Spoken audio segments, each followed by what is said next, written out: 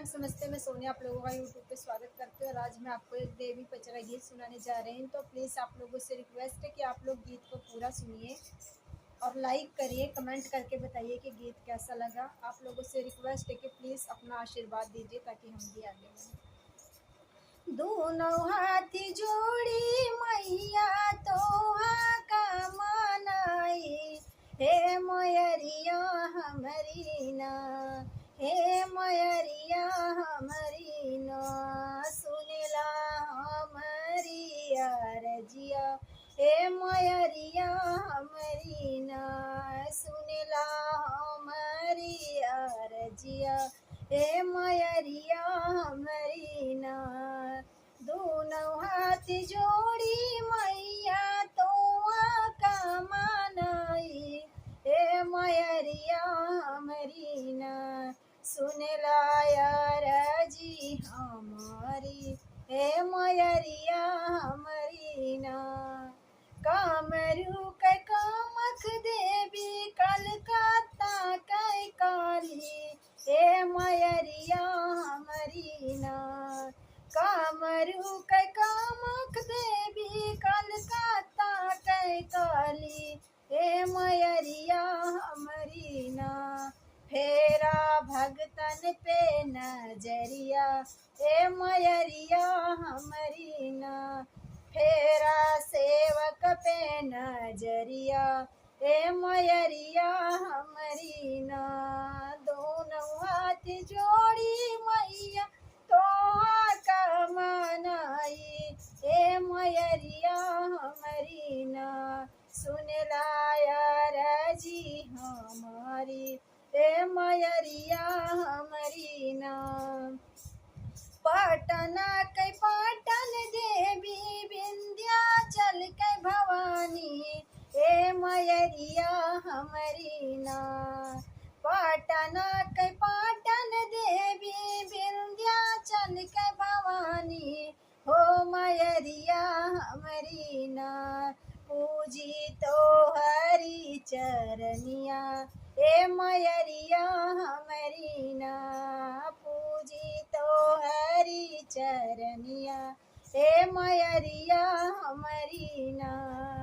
दोनों हाथ जोड़ी मैया तोआ के मनाई, हे मयरिया हमरी ना। सुनला अरजी हमारी, हे मयरिया हमरी ना। सुनला अरजी हमारी, हे मयरिया हमरी ना। काशी कै अन्नपूर्णा जावनपुर कै शीतला, हे मयरिया हमरी ना।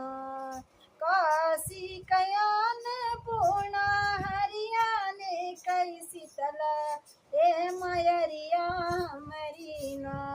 भरिदा आना धन बखरिया, हे मयरिया हमरी ना।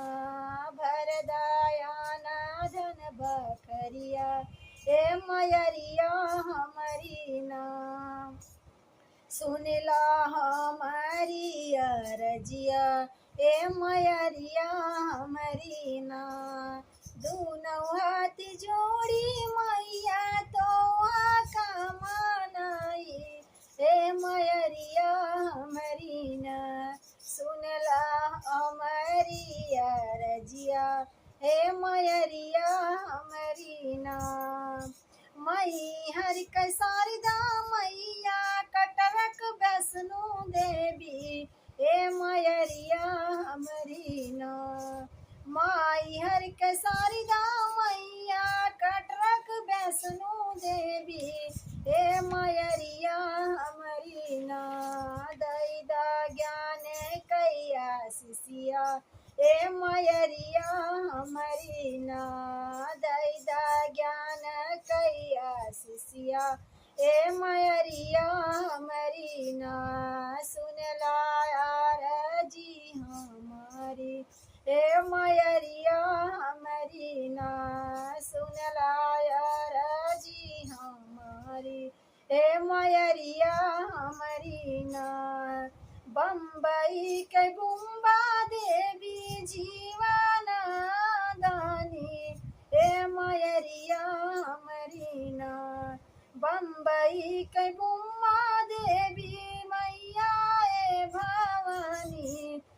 मयरिया हमारी ना राखाया पने सरनिया, ए मयरिया हमारी ना राखाया पने सरनिया, ए मयरिया हमारी नाद सुन लाया राजी हमारी, ए मयरिया हमारी नाम।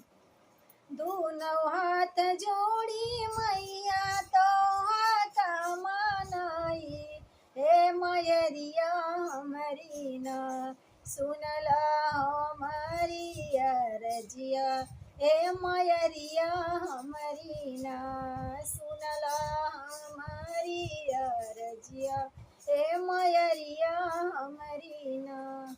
बहुत बहुत धन्यवाद जिसने भी पूरा गीत सुना। आप लोगों से हाथ जोड़कर विनती है कि प्लीज़ मेरे चैनल को अपना आशीर्वाद दीजिए।